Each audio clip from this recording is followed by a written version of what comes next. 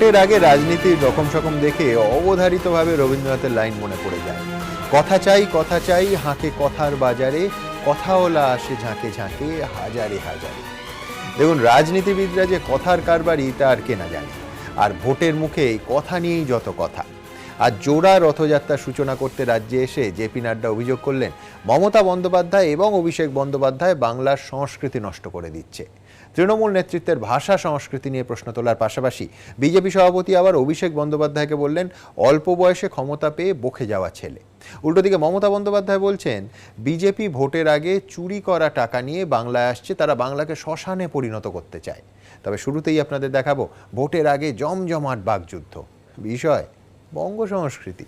দেখুন, আমাকে বলছে যে এলে দেখে নেবো। আরে তোর বাপকে গিয়ে বল, বাড়ি 5 কিলোমিটারের মধ্যে দাঁড়িয়ে আছে, যা করার ভাই। কোনদিন চারটা নাড্ডা ফাট্টা ভাট্টা গাড্ডা সব চলে আসে এটা করে। মমতা বন্দ্যোপাধ্যায় ও অভিষেক বন্দ্যোপাধ্যায়ের বিরুদ্ধে বাংলার সংস্কৃতিকে নষ্ট করার অভিযোগে সরব হলেন জেপি নাড্ডা।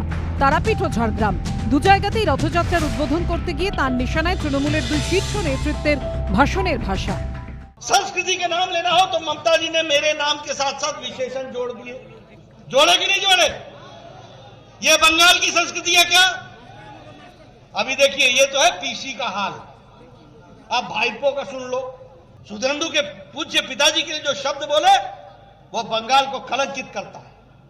ये बिगड़ेल बेटे हैं, सत्ता इनको मस्ती में मिल गई है, सत्ता की इज्जत नहीं है। यहां सुधेंदु अधिकारी जी बैठे, इनके पूज्य पिताजी पर जिस तरीके से भाईपो ने अपने शब्दों का उपयोग किया है, कहते हैं बंगाल की संस्कृति की रक्षा नहीं हो रही है। अरे बंगाल की संस्कृति तो तुम्हारा भाईपो ही डुबा रहा है, उसको ही तमीज नहीं है कि किससे किस तरीके की बात की जा सकती है। নাড্ডা দাবি করছেন, মমতা অভিষেক বাংলার সংস্কৃতি নষ্ট করছেন। পাল্টা তৃণমূলের প্রশ্ন, বিজেপি আবার বাংলার সংস্কৃতি কবে থেকে বুঝতে শুরু করলো?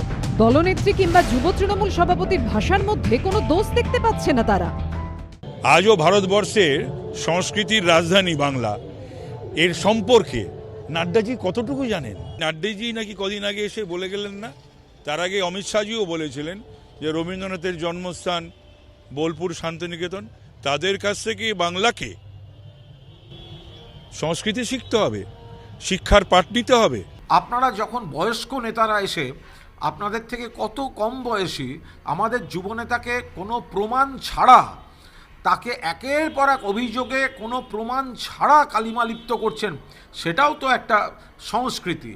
আপনারা বলছেন এই বাপ শব্দটা দিয়ে আপনি সমস্যা করছেন। আপনি আপনার স্ত্রীকে গিয়ে জিজ্ঞাসা করবেন, তিনিও বলবেন যে মহিলারা বাপের বাড়ি বলে একটা শব্দ ব্যবহার করে, সেখানে বাপ কিন্তু ছোট নয়। মঙ্গলবার তারাপীঠ ও ঝাড়গ্রাম থেকে আরো দুটি রথযাত্রার সূচনা করেন জেপি নাড্ডা। এদিকে মঙ্গলবার ঝাড়গ্রামে জেপি নাড্ডার কর্মসূচিতে যাওয়ার পথে বিজেপি কর্মী সমর্থকদের বাসে গুলি চালানোর অভিযোগ ওঠে। বিজেপি রথযাত্রা ঘিরে রাজ্য রাজনীতির পারদ যখন সপ্তমে, তখন কলকাতা হাইকোর্ট রথযাত্রায় কোনো অন্তর্বর্তী স্থগিতাদেশ দেয়নি। বৃহস্পতিবার এই মামলার পরবর্তী শুনানি। গোপাল চট্টোপাধ্যায়, অর্ণব মুখোপাধ্যায় ও সন্দীপ সরকারের রিপোর্ট, এবিপি আনন্দ। রথ ভাবে আমি দেব, পথ ভাবে আমি, মূর্তি ভাবে আমি দেব, হাসে অন্তর্যামী। এখন অন্তর্যামী কি ভাবছেন সেটা তো ভোটের ফলাফল বেরোলে বোঝা যাবে। কিন্তু আজ যেটা হলো সেটা হচ্ছে তারাপীঠ এবং ঝাড়গ্রাম থেকে জেপি নাড্ডা দুটো রথযাত্রার সূচনা করলেন এবং একেবারে নিশানা করলেন ভাষা সন্ত্রাসকে। আমি সেই কথাই আবার চেস ক্লক ফরম্যাটে তৃণমূল কংগ্রেসের বিধায়ক স্নেহাশিস চক্রবর্তীর কাছে আসবো। স্নেহাশিসদা, আপনারা বলেন যে তৃণমূল হচ্ছে বাংলার সংস্কৃতির ধারক এবং বাহক। আজকেও মমতা বন্দ্যোপাধ্যায় বলেছেন যে গুজরাট থেকে বাংলা চলবে না, কোনো অসুবিধে নেই। কিন্তু মঞ্চের ওপরে যা বলা হচ্ছে, আমি শুধু আপনাকে বলছি তা নয়, এরা ওরা আপনারা সমস্ত পক্ষকেই বলছি, বাংলার সংস্কৃতি মঞ্চের ওপর থেকে যা বলা হচ্ছে তাতে বজায় থাকছে কি? আপনার সময় শুরু এখন। প্রথম কথা হচ্ছে, তৃণমূল কংগ্রেস বলছে বাংলা সংস্কৃতির ধারক ও বাহক, এই ধরনের কথা তৃণমূল কংগ্রেস বলে না। কারণ বাংলা অতীতকাল থেকেই সংস্কৃতি চর্চায় বা বিভিন্ন শিক্ষা সংস্কৃতিতে সমৃদ্ধ একটা রাজ্য।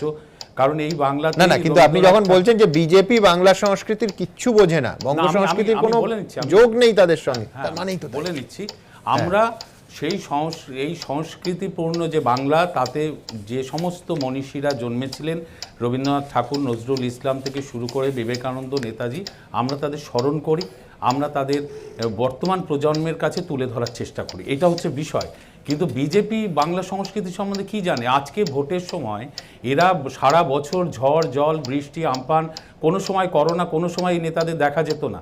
ভোটের সময় অন্য রাজ্য থেকে বিজেপি নেতারা এসে বাংলা সংস্কৃতির কথা বলছে, তারা নাকি বাংলা সংস্কৃতিকে রক্ষা করবে।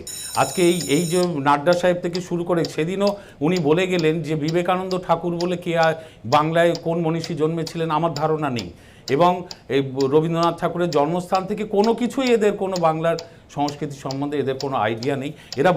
এরা রথযাত্রা শুরু করছে, আর রথযাত্রা তো জগন্নাথ দেবের রথ তো আমরা জানি, এটা তো অ্যাকচুয়ালি হচ্ছে ভ্রাম্যমান একটা শৌচালয়, সেটা নিয়ে ঘুরছেন। আর এটার মধ্যে থেকে নামবে কারা? নামবে হচ্ছে নয় রাবণ নামবে, আর নয় কিছু বিভীষণ ঢুকে আছে ওর ভেতরে, ওরা নামবে। বাংলার মানুষ এর জবাব দিয়ে দেবে 21-এর বিধানসভা নির্বাচনে, আমরা একেবারে নিশ্চিত। আমরা যেটা বলতে চাই সেটা হলো যে বাংলা সংস্কৃতিকে এরা নষ্ট করেছে। আজকে এদের রাজ্য সভাপতি তার বক্তৃতায় আজকে এই 2 বছর ধরে বলে আসছে যে আমরা ইচ্ছা করলে কান কেটে নিতে পারি, ইচ্ছা করলে হাত কেটে নিতে পারি, ইচ্ছা করলে গায়ের উপর দিয়ে গাড়ি চালিয়ে দিতে পারি। এরা তো সব বিজেপি আমদানি করেছে এই সব কথাবার্তা। সরাসরি বুকে গুলি করতে হবে, বাংলা রাজনীতিকে অসুস্থ করছে বিজেপি। আজকে তৃণমূল কংগ্রেসের পাশে বাংলার মানুষ আছে, 21-এর বিধানসভা নির্বাচনে বাংলার মানুষ জবাব দিয়ে দেবে এই বহিরাগত বিজেপিদের। ধন্যবাদ, আপনি লক্ষ্য করে দেখবেন 6 সেকেন্ড আপনাকে বাড়তি দিলাম আমার প্রশ্নটার জন্য। আমি ভেবেছিলাম যে প্রত্যেক বক্তার কাছে যাওয়ার আগে একটা প্রতিবেদন রাখবো, কিন্তু রাখা যাচ্ছে না, তার কারণ মারাত্মক কথা বললেন স্নেহাশিস চক্রবর্তী। সায়ন্তন বসুর কাছে আসবো। এক তো বোধহয় আপনি পাশে বসে আছেন বলেই বললেন যে বুক লক্ষ্য করে গুলি, আপনার সেই প্রায় কিংবদন্তি হয়ে যাওয়া প্রাচীন অরণ্যের প্রবাদের মতো উক্তিটা। কিন্তু সব থেকে বড় কথা, রথযাত্রা যেটা নিয়ে এত আপনাদের আয়োজন, সেটাকে স্নেহাশিস চক্রবর্তী বলছেন কোট আনকোট ভ্রাম্যমান শৌচালয়। সায়ন্তন বসু, আপনার সময় শুরু এখন। সমস্যা হচ্ছে স্নেহাশিস দ্বারা একটু যদি খোঁজখবর রাখেন ভালো হয়। ওটা রথযাত্রা বিজেপি বলছে না তো, দেখা আছে পরিবর্তন যাত্রা। মিডিয়া রথযাত্রা বলছে, আমাদের কোনো আপত্তি নেই, রথ শব্দে আমাদের কোনো আপত্তি নেই, কিন্তু আমরা রথযাত্রা বলছি না। যখন ভাষা সংস্কৃতি নিয়ে বলছেন, আমার যে শব্দের বা বাক্যের কথা বললেন সেটার তো সমালোচনা করেছেন, আপনারাও করেছেন, তৃণমূলও করেছে। আজকে অনুব্রত মণ্ডল যে ভাষা প্রয়োগ করেছেন সেটা একটু দেখিয়ে দিন না। আজকে অনুব্রত মণ্ডলের লেটেস্ট যেটা, আর বাংলার সংস্কৃতি, হ্যাঁ আমরা জানি না তো যে রবীন্দ্রনাথ ঠাকুর, শেক্সপিয়ার, শেলি এরা একসঙ্গে বসে আলোচনা করে কবিতা লিখতেন, এটা সত্যি আমরা জানি না।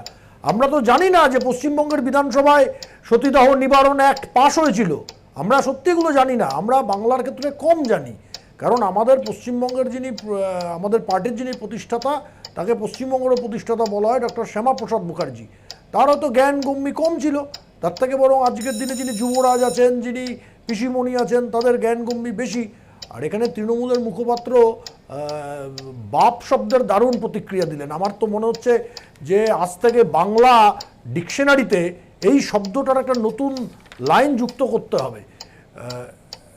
সমস্যা যেটা হচ্ছে, একটা আমাদের দক্ষিণ কলকাতার রানীকুটি টেলিফোন এক্সচেঞ্জ আছে, সেই টেলিফোন এক্সচেঞ্জের দেওয়ালে আমি একটা লেখা দেখেছিলাম, এখানে ময়লা ফেলিবেন না, কমা ফেলিলে মার খাইবেন। ফিরে আসার পরে দেখলাম কমাটা চেঞ্জ হয়ে গেল, লিখেছে এখানে ময়লা ফেলিবেন না, ফেলিলে মার খাইবেন। তা এইভাবে শব্দকে কথার মাধ্যমেও পরিবর্তন করা যায়। ভাইপো যা বলেছে সেদিন, কার সম্পর্কে বলেছে? শুধু শুভেন্দু অধিকারীর বাবা, বা সেটা শুধু নয়, তৃণমূল কংগ্রেসের এখনও সাংসদ শিশির অধিকারী এখনও তৃণমূল কংগ্রেসের বর্ষিয়ান নেতা, তার সম্পর্কে প্রকাশ্য সভায় যে ভাষা প্রয়োগ করা হয়েছে, সেটা কোনো বিজেপি নেতা করলে তাকে আমরা এতদিনে দল থেকে তাড়িয়ে দিতাম, বহিষ্কার করে দিতাম। এটা আমি সবার সামনে বলতে পারি, এ নিয়ে আমার কোনো রকম কঠোর বিজেপির অনুশাসনের কথা বলছেন সায়ন্তন বসু, প্রমাণের অপেক্ষা আমরা রইলাম। আমি দ্রুত বিশ্বনাথ চক্রবর্তীর কাছে মন্তব্যে আসবো। আমার বিশ্বনাথ দা, হঠাৎ মনে পড়ে গেল প্রমোদ মহাজন, দোর্দণ্ড প্রতাপ তখন কেন্দ্রের মন্ত্রী, সুবক্তা, বাগ্মী, পার্লামেন্টে রোজ অসাধারণ বক্তব্য রাখছেন।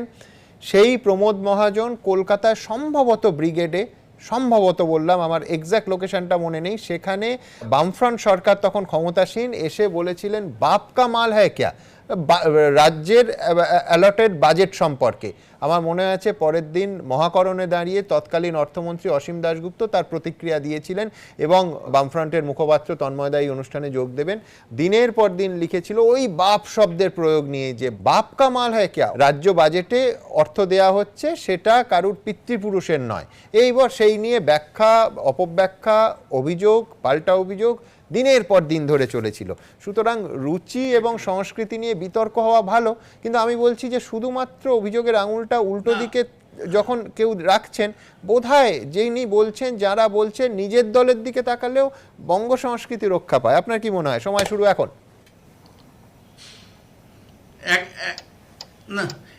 একেবারে ঠিক, মানে বিভিন্ন রাজনৈতিক দল বিভিন্ন সময় যা বক্তৃতা করেন বা বিভিন্ন অপশব্দ ব্যবহার করেন, সেটা সারা ভারতবর্ষ তথা পশ্চিমবাংলার রাজনীতি সংস্কৃতির অধঃপতনের জায়গাটাকে ইঙ্গিত করে।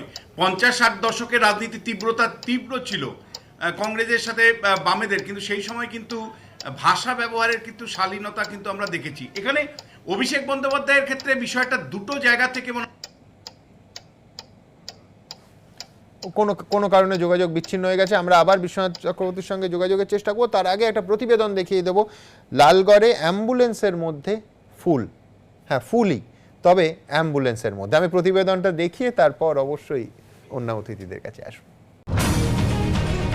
রাস্তা দিয়ে ছুটছে অ্যাম্বুলেন্স, জ্যামে পড়তেই বাজলো হুটার। অ্যাম্বুলেন্সে রোগী আছে ভেবে অনেকেই রাস্তা ছেড়ে দিলেন, কিন্তু এ কি, অ্যাম্বুলেন্সের স্ট্রেচারে রোগী নেই, দাঁই করে রাখা আছে ফুল। স্ট্রেচারে একটা বড় প্লাস্টিকে রয়েছে ছেঁড়া ফুল, আর রোগীর আত্মীয়দের বসার জন্য যে আসন, সেখানে প্লাস্টিকের মধ্যে রয়েছে ফুলের মালা। মঙ্গলবার এই ছবি ধরা পড়ে ঝাড়গ্রামের লালগড় বাজারে। আর অ্যাম্বুলেন্সে বসে থাকা বিজেপি নেতা নিজেই জানালেন, এই ফুল নিয়ে যাওয়া হচ্ছে বিজেপির রথ সাজাতে। যে রথযাত্রার সূচনা করলেন বিজেপির সর্বভারতীয় সভাপতি জেপি নাড্ডা।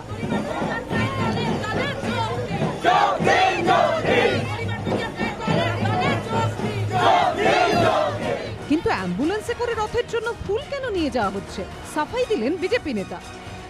অ্যাম্বুলেন্সটা নিয়ে যাচ্ছি আমরা রেডিমেড, ওখানে থাকবে স্টেজের ওখানে, বাই চান্স কেউ অসুস্থ হলে তখন তাকে ট্রিটমেন্টের জন্য অ্যাম্বুলেন্সটা আমরা রেডি রাখছি। কিন্তু অ্যাম্বুলেন্সের মধ্যে যে ফুল নিয়েছেন, ফুলটা কি নিয়ে যাওয়ার নিয়ম আছে? না, নিয়ম নেই, ওটা রাস্তায় আমরা পেয়ে গেলাম, উঠিয়ে নিলাম আর কি। এদিনই ঝাড়গ্রাম থেকে বিজেপির ফুলে সজ্জিত পরিবর্তন যাত্রা রথের সূচনা করেন জেপি নাড্ডা। আর তার আগে অ্যাম্বুলেন্সে ফুল দেখে কটাক্ষের সুর তৃণমূলের গলায়। বিজেপির অবস্থাটা বুঝুন, অ্যাম্বুলেন্সে করে ফুল আসছে। একজন ডাক্তার হিসেবে আমি এর তীব্র প্রতিবাদ করছি। এই প্যান্ডেমিক সিচুয়েশনে অ্যাম্বুলেন্স মানুষের জীবন বাঁচানোর কাজে লাগানোর কথা, আর এরা কি কাজে লাগাচ্ছে? এরা দেশের সরকার চালায়। রাজনৈতিক সংঘর্ষের পর অ্যাম্বুলেন্সে করে দেহ পাচার, অ্যাম্বুলেন্সে করে অস্ত্র পাচার, এমনকি অ্যাম্বুলেন্সে করে কোটি কোটি টাকা পাচারের অভিযোগ এর আগে বাংলায় উঠেছে। তবে এবার অত ভয়ঙ্কর নয়, অ্যাম্বুলেন্সে করে রথযাত্রার জন্য ফুল নিয়ে যাওয়ার ছবি উঠে এলো। অমিতাভ রথের রিপোর্ট, এবিপি আনন্দ, ঝাড়গ্রাম।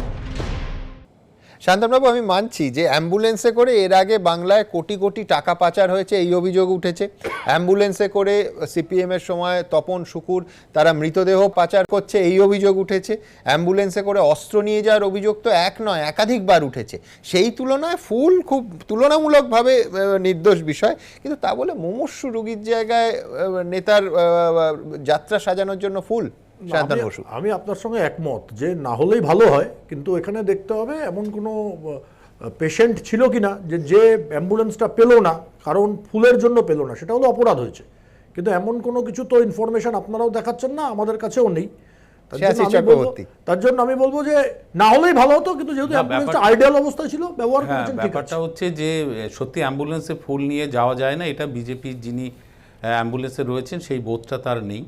এটা হচ্ছে ব্যাপারটা খুব গুরুত্বপূর্ণ বলে আমারও মনে হয় না, কিন্তু বাংলার মানুষ এরকম আরও অনেক কিছু দেখবে বিজেপির পক্ষ থেকে, এই আশা। আমি বিশ্বনাথ চক্রবর্তীর কাছে যাব। বিশ্বনাথ দা, আপনি যেটা বলছিলেন বাংলার সংস্কৃতি, আপনার সময় শুরু এখন।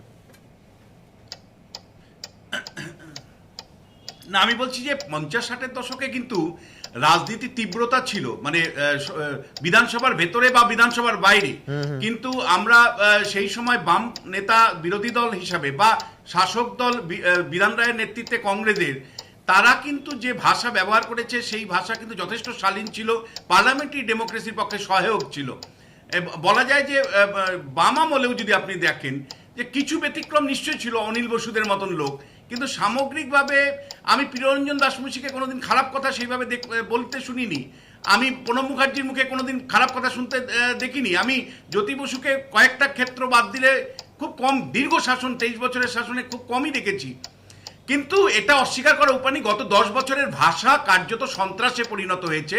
শাসক বিরোধী সব দল যেভাবে ভাষা ব্যবহার করে তার মধ্যে কিন্তু একটা রাজনৈতিক সন্ত্রাস তারা সচেতনভাবে করে। তখন অনুব্রত মণ্ডল যখন স্টেজে দাঁড়িয়ে যে ভাষা ব্যবহার করে তার মধ্য দিয়ে আসলে সন্ত্রাস তৈরি করতে চায়। মানে যখন এই আজকের স্টুডিওতে এখানে সায়ন্তন আছে, সায়ন্তন যে ভাষা ব্যবহার করেছিল থানা জ্বালিয়ে দেওয়া, আমি প্রতিবাদ করেছিলাম এবং আপনার মনে থাকতে পারে আমি প্রশ্ন তুলেছিলাম শাসক বিরোধী নেতারা যে কোনো ভাষা ব্যবহার করতে পারে। গত দিন যেটা ঘটনা ঘটলো, অভিষেক বন্দ্যোপাধ্যায় কার্যত যেটা করেছে সেটা আমি মনে করি যে ভাষা সন্ত্রাস। কারণ তুই তামারি করেছে ফার্স্ট, তারপরে তুই তামারি করার পরে তোর বাবার কে বল, মানে বাবা এখানে কিন্তু অত্যন্ত স্ল্যাং ল্যাঙ্গুয়েজ হিসেবে ব্যবহার হয়েছে। কারণ তুই ব্যবহার আগে করেছে, তাচ্ছিল্য করেছে। তার সাথে শিশির অধিকারীর মতন একটা সিনিয়র লিডার, তিনি এখনো তৃণমূল কংগ্রেসে আছে, তিনি তৃণমূল কংগ্রেস থাকুক না থাকুক, শিশির অধিকারী পশ্চিমবাংলার রাজনীতিতে একজন শ্রদ্ধেয় ব্যক্তি এবং প্রতিষ্ঠিত বলা যায় রাজনীতিবিদ, তার অভিজ্ঞতাও বিরাট। সেই মানুষটাকে অন্তত মিনিমাম সম্মান দেওয়াটা অভিষেক বন্দ্যোপাধ্যায়ের উচিত ছিল বলে আমি মনে করি। যে ভাষার অভিষেক বন্দ্যোপাধ্যায় ব্যবহার করেছে সেটা কুণাল ঘোষ যতই জাস্টিফাই করার চেষ্টা করুক, আমি মনে করি সমাজের সর্বস্তর থেকে তার নিন্দা হয়েছে। আমি ব্যক্তিগতভাবে এটাকে নিন্দা করি। আমি মনে করি যে অভিষেক বিশ্বনাথ দার কথাটা অ্যাড করব। বামফ্রন্ট যখন বিরোধী দলে ছিল তখন প্রমোদ দাশগুপ্তর সেই ঐতিহাসিক কথা, পুলিশের বন্দুকের গুলির কথা, সেটা ভুলে গেলে চলবে না। শান্তনু, আমি যোগ করতে চাইছিলাম, সত্যি কথা বলতে আমার তখন জন্মও হয়নি, সুতরাং আমি স্মৃতির ভিত্তিতে বলতে পারছি না, কিন্তু অতুল্যবাবু বা প্রফুল্লবাবুকে প্রচুর খারাপ কথা শুনতে হয়েছে। এমনকি আমরা জানি সিম্বলিকভাবে কি ফেস করতে হয়েছে, সেটাও শুনতে হয়েছে। একদম অ্যাবসলিউটলি, সেটাও খুব রুচির পরিচয় না। তবে আমি তুলনামূলক বিশ্লেষণে যাচ্ছি না। অবশ্যই তখন এই রকম টেলিভিশন মিডিয়া সমস্ত কিছু রেকর্ড হচ্ছে, বিষয়টা ছিল না। তবে হ্যাঁ, তুলনামূলকভাবে নিঃসন্দেহে সময়টা বোধহয় বেটার ছিল। আমি দ্রুত আমার পরের প্রসঙ্গে আসব। একেবারে সরাসরি তোষণের রাজনীতি করছেন আজকে জেপি নাড্ডা মঞ্চের ওপর থেকে তৃণমূল কংগ্রেসের শাসনে এই অভিযোগ তুললেন। আমি ঠিক কি বলেছেন তার পুঙ্খানুপুঙ্খ আপনাদের সামনে রাখবো, আগে প্রতিবেদন। হলদিয়ায় নরেন্দ্র মোদীর রাম কার্ডের পর বঙ্গ সফরে এসে এবার মমতা বন্দ্যোপাধ্যায়কে আক্রমণে জেপি নাড্ডার হাতিয়ার তোষণের রাজনীতির বহু চর্চিত অভিযোগ। কথায় বলে পুরনো চাল ভাতে বাড়ে। তোষণের রাজনীতির অভিযোগকে সামনে রেখে লোকসভা নির্বাচনে 2 থেকে 1 লাফে 18টি আসনে পৌঁছানোর পর এবার বিধানসভা ভোটের মুখে রাজ্যে এসে আস্তিন থেকে সেই পুরনো তাস বের করলেন বিজেপির সর্বভারতীয় সভাপতি। सरस्वती पूजा हो या दुर्गा पूजा हो तो उसको मनाने की इजाजत नहीं है, लेकिन मुहर्रम के लिए अच्छी बात है, मुहर्रम के लिए देना चाहिए मौका, लेकिन सरस्वती पूजा और दुर्गा पूजा को भी नहीं रोकना चाहिए। গত কয়েক বছরে রামনবমীতে অস্ত্র মিছিল, হনুমান জয়ন্তী, রথযাত্রা, গোবলয়ের মতো বঙ্গ রাজনীতির সঙ্গেও আষ্টে পৃষ্ঠে জড়িয়ে গেছে ধর্ম। তৃণমূল বিজেপি একে অপরের বিরুদ্ধে ধর্ম নিয়ে রাজনীতির অভিযোগে সরব। আদ্যন্ত মিথ্যা কথা, তিনি একেবারে মিথ্যা কথা বলছেন। এই রাজ্যের যে মোট দুর্গাপুজো আপনাদের দলের নেতাদের উদ্বোধন করতে কেউ ডাকে না, এইটা আপনার দুঃখ। ফলে আপনি শুধুমাত্র ধর্মীয় বিদ্বেষ ছড়াবার জন্য এই ধরনের অপপ্রচার করছেন। এতে প্রমাণিত হচ্ছে মিস্টার নাড্ডা আপনার রাজনৈতিক বক্তব্য নেই, বিজেপি রাজনৈতিকভাবে দেউলিয়া। করোনাকালে 5ই আগস্ট অযোধ্যায় রাম মন্দিরের ভূমি পুজো হয়। ওই দিন করোনা মোকাবিলায় রাজ্যের সাপ্তাহিক লকডাউন করেছিল নবান্ন। ঝাড়গ্রামে পরিবর্তন যাত্রার সূচনা করতে এসে এদিন সেই প্রসঙ্গ তুলেও তৃণমূলকে আক্রমণ করেন নাড্ডা। राम जन्मभूमि का शिलान्यास था, प्रधानमंत्री मोदी अयोध्या में शिलान्यास कर रहे थे, उस दिन यहां पर कर्फ्यू लगा दिया गया और उससे 5 दिन पहले मुहर्रम था, उस दिन इजाजत दे दी गई। ये है ममता जी की तुष्टीकरण। লকডাউনটা অন্য কারণ ছিল, সেটা তো বাঁচার লড়াই, করোনার বিরুদ্ধে যুদ্ধ। সেখানে ঈদও পড়েছে এবং যারা ঈদ পালন করেন এবছর সেইভাবে তারা তো পালন করতে পারেননি। কালনার সভা থেকে ধর্ম নিয়ে বিজেপিকে নিশানা করেন তৃণমূল নেত্রী। মুখে বলে হিন্দু ধর্ম, জানে হিন্দু ধর্মের মধ্যে কত ধর্ম আছে? এই বিজেপি মানে হচ্ছে সর্বনাশ। কোনোদিন করেছে এরা? কালী পুজো করেছে, দুর্গা পুজো করেছে, লক্ষ্মী পুজো করেছে, সরস্বতী পুজো করেছে, জানে সব? এত মন্দির একসাথে কালনায় যেভাবে দেখা যায়, অনেক জায়গায় সেটা দেখা যায় না। ধর্মের রাজনীতিতে কার লাভ কার ক্ষতি তার উত্তর পাওয়া যাবে ভোটের ফলাফলে। অর্ণব মুখোপাধ্যায়, সন্দীপ সরকার ও সত্যজিৎ বৈদ্যর রিপোর্ট, এবিপি আনন্দ। আমি সুমন বন্দ্যোপাধ্যায়ের কাছে আসবো। সুমনবাবু, আজকে জেপি নাড্ডা বলছেন যে মমতা বন্দ্যোপাধ্যায়ের শাসন তিনটে বিশেষণ দিয়েছেন: স্বৈরাচারী শাসন, তোলাবাজির শাসন এবং তোষণের শাসন। এই অ্যাপিজমেন্ট পলিটিক্স বা তুষ্টিকরণ বা তোষণ সম্পর্কে দুটো উদাহরণ দিচ্ছেন। একটা হচ্ছে যে মহরম হয়, দুর্গাপুজো সরস্বতী পুজোয় বাধা দেওয়া হয়, এবং অযোধ্যার রাম মন্দিরের শিলান্যাসের দিন মমতা বন্দ্যোপাধ্যায় নাকি কারফিউ, সম্ভবত কমপ্লিট লকডাউন যেটা ঘোষণা করা হয়েছিল, সেই উদাহরণ দিয়েছেন অ্যাপিজমেন্ট পলিটিক্স বা তোষণের ক্ষেত্রে। আপনার সময় শুরু সুমনবাবু এখন। না, আগে বলা হতো যে what Bengal things today India things tomorrow, তাই টেলিগ্রাফ কাগজে একটা খুব সুন্দর প্রতিবেদন বেরিয়েছিল, যার প্রথম লাইনটা ছিল হোয়াট ইন্ডিয়া থিংস টুডে জুনটা উইল থিঙ্ক টুমরো। ব্যাপারটা কি না, মায়ানমারে যে স্বৈরশাসন চালু হয়েছে, গত 29শে জানুয়ারি মোদি সরকার যেমন দিল্লির উপকণ্ঠে কৃষকদের নিয়ন্ত্রণ করার জন্য নেট ব্যবস্থাকে নেট ব্যবস্থা বন্ধ করে দিয়েছিল, সেটা কিন্তু পরবর্তীকালে 6ই ফেব্রুয়ারি তারা কিন্তু ওই জুনটারা কিন্তু তারা সেটাকে ওই যারা স্বৈরশাসক মায়ানমার থেকে দিল্লি হয়ে পশ্চিমবঙ্গে আসি। হ্যাঁ বলছি পশ্চিমবঙ্গে আসি এবার। না, পশ্চিমবঙ্গে তো আসবো, আমি সেটাই বলছি। মানে স্বৈরশাসনের উদাহরণ দিচ্ছেন না, স্বৈরশাসন একে বলে যারা দেশের কৃষকদের শত্রু বলে মনে করে, যারা কৃষকদের চলার পথে পেরেক বিছিয়ে দেয়, পেরেক দ্বারা নিয়ন্ত্রণ করার চেষ্টা করে, যারা সৈন্যবাহিনী নামায় কৃষক নিয়ন্ত্রণ করার জন্য, কৃষকদের শান্তিপূর্ণ আন্দোলনকে নিয়ন্ত্রণ করার জন্য, সেটা হচ্ছে স্বৈরাচার। ফলে খুব স্বাভাবিকভাবে প্রশ্নটা তো অন্য জায়গায়। ভেদাভেদের রাজনীতি তো করতেই হবে, উন্নয়নের রাজনীতি তো পশ্চিমবঙ্গে হয় না। পশ্চিমবঙ্গে বিজেপি উন্নয়নের প্রতিযোগিতায় আসে না। আজকে দুর্গাপূজার কথা বলছেন, সত্যিই তো কুণালবাবু সঠিক বলেছেন যে দুর্গাপুজো এর আগে দেখেছেন যে কোনো রাজনৈতিক দল নিজস্ব দুর্গাপুজো করে? অর্থাৎ পশ্চিমবঙ্গের এই যে 27,000 দুর্গাপুজো কমিটিকে টাকা দেওয়া হয়েছিল 50,000 টাকা করে, সেই 27,000 পুজো কমিটির কোথাও স্থান না পেয়ে বিজেপি নেতারা নিজেরাই দুর্গোৎসব করেছিলেন, যেটা নিয়ে মানে তাদের মধ্যেও একটা দ্বন্দ্ব তৈরি হয়েছিল। ফলে খুব স্বাভাবিকভাবে এটা পরিষ্কারভাবে বোঝা যাচ্ছে যে পশ্চিমবঙ্গের দুর্গাপুজো তো কার্নিভ্যালে পরিণত হয়েছে। মানে পশ্চিমবঙ্গের দুর্গাপুজোকে মমতা বন্দ্যোপাধ্যায় কার্নিভালে পরিণত করেছেন। পশ্চিমবঙ্গের ঘরে ঘরে সরস্বতী পুজো হয়, পশ্চিমবঙ্গের স্কুল কলেজ বিশ্ববিদ্যালয়ে সরস্বতী পুজো হয়। নাড্ডা বরঞ্চ সরস্বতী পুজোর দিন একবার আসুন, 16ই ফেব্রুয়ারি সরস্বতী পুজো আছে, উনি এসে সেদিনকে পশ্চিমবাংলার বিভিন্ন জায়গা পরিভ্রমণ করে দেখুন যে সরস্বতী পুজো হয় কিনা। ফলে এই যে রাজনীতি, যেভাবে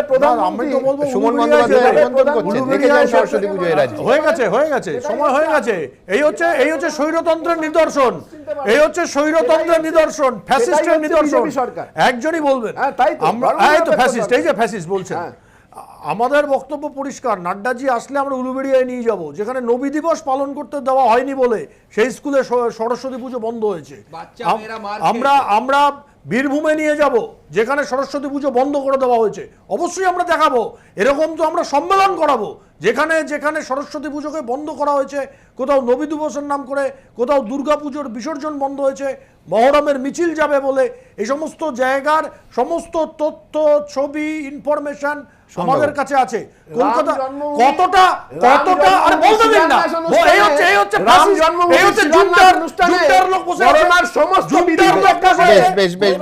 আমি দ্রুত আমার পরের প্রতিবেদনে যাব, তারপর পরের বক্তার কাছে যাব। দেখুন, রথ বলতে যে ছবিটা ভেসে ওঠে সেটা রামায়ণ কিংবা মহাভারতে দেখা সেই ছবিটা, পৌরাণিক যুগের রথ, তার সামনে অশ্বারোহী যোদ্ধা অথবা দেবতারা। খানিকক্ষণ আগে সায়ন্তনবাবু বললেন যে রথ, সংবাদ মাধ্যম বলছে পরিবর্তন যাত্রার রথে, অবশ্য তাদের কোনো আপত্তি নেই, কিন্তু সেই পরিবর্তন যাত্রার যে বাহন সেটা ঠিক কী রকম নিঃসন্দেহে প্রচুর মানুষের সেই কৌতূহল ছিল। আজকে এবিপি আনন্দের প্রতিনিধি সেই কৌতূহল মেটাচ্ছেন। এ নিয়ে রাজনৈতিক চর্চাও আছে, সেটাতেও আসবো, কিন্তু তার আগে এই পরিবর্তন যাত্রার বাহনটি ঠিক কী রকম দেখুন। 1990 সালে অযোধ্যায় রাম মন্দির তৈরির দাবিতে গুজরাটের সোমনাথ থেকে রথযাত্রা শুরু করেছিলেন লালকৃষ্ণ আদবানি।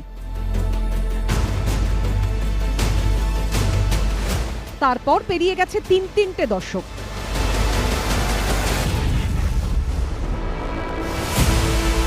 সময়ের সঙ্গে বদলে গেছে বিজেপির রথের চেহারাও।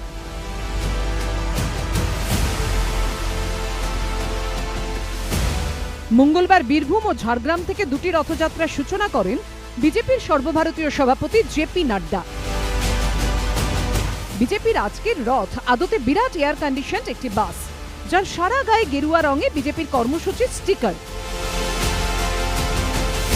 কিন্তু বিজেপির রথের ভেতরে কি রয়েছে, তার অন্দরসজ্জা কেমন, কি কি ব্যবস্থা রয়েছে, তা নিয়ে অনেকেরই প্রবল আগ্রহ। আর সেই ছবি তুলে ধরতেই বিজেপির রথের অন্দরমহলে পৌঁছেছিলাম আমরা। জেপি নাড্ডা তার দ্বিতীয় রথযাত্রা, যেটা বীরভূমের তারাপীঠ থেকে শুরু করবেন, সেই রথে আমরা এই মুহূর্তে রয়েছি। দুটি রথ, একটা যুব মোর্চার তরফ থেকে সাজানো রথ তৈরি করা হয়েছে, দ্বিতীয় যে রথটি সেটা এই হচ্ছে সেই রথের ব্যবস্থাপনা।